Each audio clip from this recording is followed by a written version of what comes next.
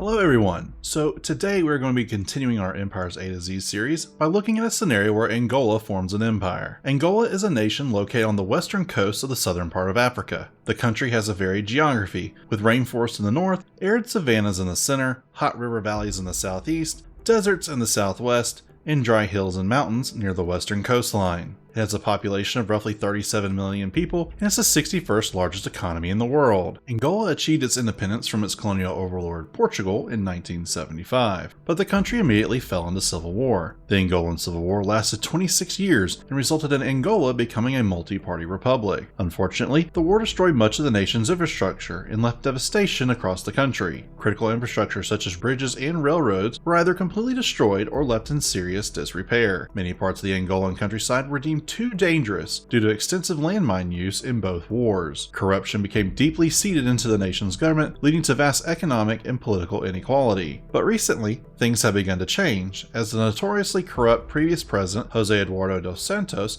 has voluntarily left office and the first peaceful transition of power has occurred. This has left Angola's destiny wide open, so let's capitalize on that and make Angola into an empire. The first thing that we are going to do is continue many of the ongoing efforts of the nation. Infrastructure is going to take priority, as we are going to develop the Angolan rail network to better connect the interior of the country to ports in other nations. Next, we will set the Angolan armed forces to locating, quarantining, and removing mines around population centers, farms, and other potential strategic areas. Our next step will be to begin spreading industrial investment outside the capital to help increase economic equality across the nation. Finally, the Angolan armed forces are going to begin a modernization campaign to be provided with new tanks, armored personnel carriers, artillery systems, and submarines.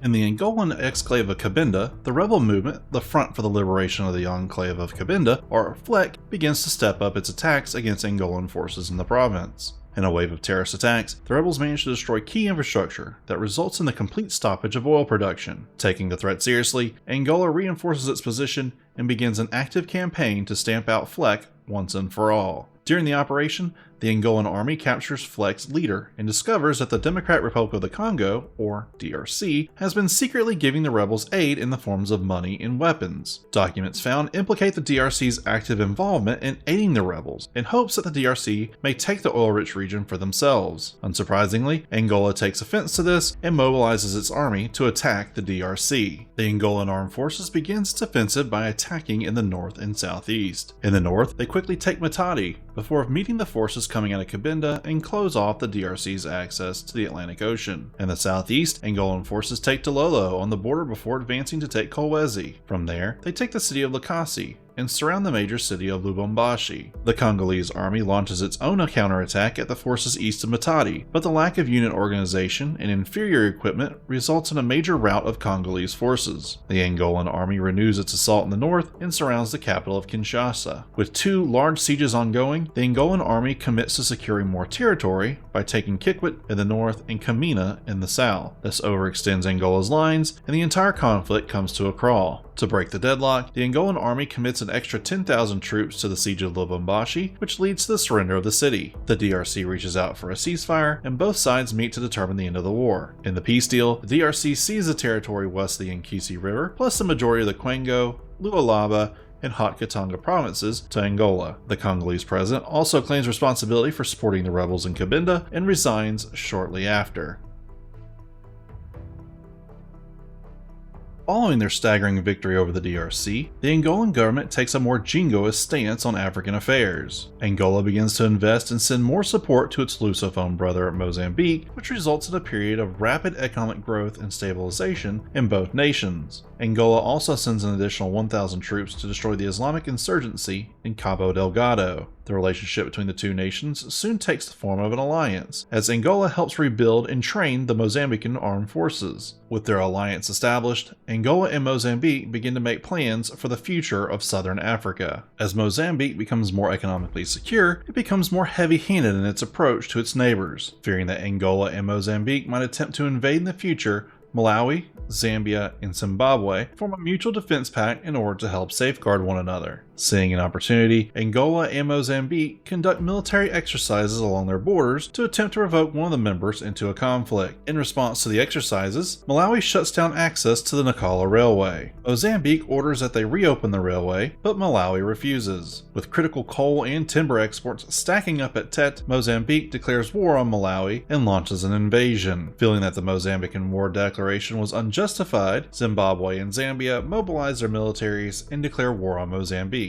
With the alliance now set off, Angola declares war on Malawi, Zambia, and Zimbabwe. Mozambique begins its war effort by pushing into southern Malawi from the south and southeast to take the second most populous city of Blantyre. Zimbabwe's armed forces cross into Mozambique and take the city of Chimoio. From there, the forces from Zimbabwe push on and surround the critical port town of Beira. Meanwhile, the Angolan army pushes into the Copperbelt region of Zambia to take the cities of Kitwe and Ndola. From there, they advance mostly unmolested until they reach the capital of Lusaka, where a brief battle occurs in the suburbs, resulting in the destruction of the Zambian army. As Angolan forces take Lusaka, the Zambian government flees to Livingstone in the southwest of the country, and Zimbabwe blows the Chirundi Bridge to stop the Angolan army from crossing into Zimbabwe. Zimbabwean forces push on Tet but fail to take the city. Back in Malawi, Mozambican troops secure southern Malawi and push into the outskirts of the capital of Lilongwe. Angolan forces take several of the key provincial towns in northern and western Zambia before pushing on Livingstone. The Zambian government escapes into Zimbabwe and destroys the Victoria Falls Bridge as the Angolan army takes the city. With no other choice, Angolan troops turn east and take the city of Chipata before taking the last Zambian stronghold of Kasama. Zambia is effectively removed as a conventional threat and its government capitulates. From there, the Angolans push into Malawi from the north and west to tighten the noose around Lilongwe. The siege of Lilongwe lasts for nearly 2 months, but the city eventually falls and Malawi capitulates. Angolan and Mozambican troops then turn their attention back to Zimbabwe. Angola begins an offensive aimed at pushing the Zimbabweans away from Tet, while the Mozambicans push to relieve Beira. 2 Angolan brigades cross the Zambezi River west of Victoria Falls and capture the town. The Mozambicans relieve Beira and push Zimbabwe's forces back into Zimbabwe to take Mutare. With limited troops to oppose them, the Angolan assault pushes into the suburbs of the capital city of Harare, where the Mozambican army soon meets them. They take the city, and the government of Zimbabwe falls back to Gweru. The forces in the west push and take the city of Bulawayo. The new capital of Gweru is now caught between both fronts, and Zimbabwe capitulates. With peace finally established, Angola and Mozambique divide the spoils. Angola takes all the Luapula and northern provinces in Zambia, as well as all the territory west of the Lusophone and Luangwa rivers. They also take all of Mutabeleland and the Midlands province in Zimbabwe. Mozambique takes all of Malawi, as well as the remaining portions of Zambia and Zimbabwe.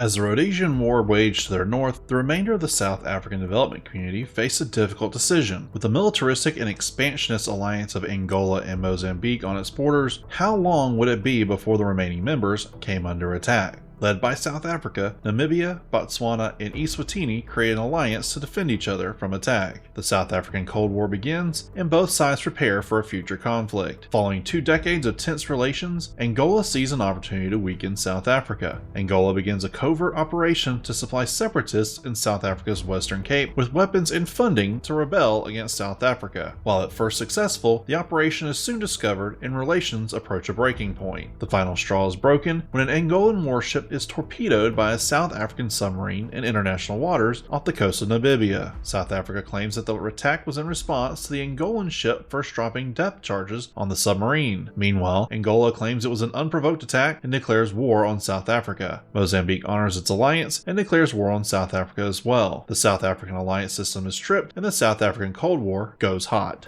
Angola's first move is to destroy the bridges crossing the Limpopo River into South Africa and to move advanced units across the borders into Namibia and Botswana. Mozambique moves its troops to the defensive around Maputo and braces for the South African attack that is sure to come. South Africa's offensive focuses on the Mozambique capital of Maputo. Seeing their position as untenable, Mozambique relocates all capital functions to Beira and vows to fight the South Africans for every square inch of Mozambique. Meanwhile, Angola's western offensive into Namibia turns into a blitzkrieg as its armored columns quickly take the city of Otjiwarongo and push towards the capital of Windhoek. The Namibian army is destroyed north of the city, and the capital city is taken. In Botswana, the Angolan army takes the city of Francistown and advances to the town of Palapye to form a defensive line. They then advance out of Francistown to the northeast and begin securing the towns in the northern Kalahari Desert. After taking Mon, the force advances to the north to secure the Caprivi Strip. Back in Namibia, the Angolan blitz races south before to stop north of Keetmanshoop. With an overexposed supply line, the Angolan army focuses on securing northern Namibia and takes the port town of Walvis Bay. In Mozambique, Maputo falls and the Mozambican army commits to a fighting retreat to the Sava River. South African forces cross the Limpopo River at Beitbridge and begin to assault Angola's former Zimbabwean territories. Angolan troops in Namibia connect with the units in Botswana, and both offensives recommence to the south. The eastern offensive pushes and takes the town of Kang before advancing into the western suburbs of the Botswana capital of Gaborone. They take the city and Botswana capitulates. In Namibia, the western offensive restarts its attack and takes the city of Lüderitz to capitulate the country. With its homeland now under direct threat to being invaded, South Africa begins a limited retreat out of Mozambique to defend the nation. Angolan units push into the Western Cape and take the cities of Springbok and Uppington. Separatists in Cape Town rise up and declare independence from South Africa, causing a wave of pro-independence support throughout the Cape and a large rift in the armed forces. Mozambican forces push from the Save line to retake Maputo and enter into Eswatini to take the capital of Mbambane. With too many threats to handle, the South African government sues for peace. At a peace conference in London, the war comes to an end. In the peace deal, Mozambique gains all of South Africa north of the Mkuze River to the western edge of the Umbambo Nature Reserve and up to the Eswatini border at the Pongalaport Reservoir. They also receive all of Eswatini and all of the Kruger National Park and Game Reserve. Angola gains all of Botswana, Namibia, and a section of South Africa's Northern Cape Province west of the Malopo River and north of the Orange River. A referendum is held in the Cape Provinces and the Cape Republic gains its independence from South Africa. And that about does it for Angola. Angola has gone from a semi-stable Portuguese-speaking nation to a multicultural empire with a dominant position in southern Africa. If you made it this far, thank you so much for watching, and if you would, please consider liking the video, subscribing to the channel, and tell me what you think of this Angolan empire by leaving a comment below. Anyways, I'll see you next time as we turn Argentina into an empire in Empires A to Z.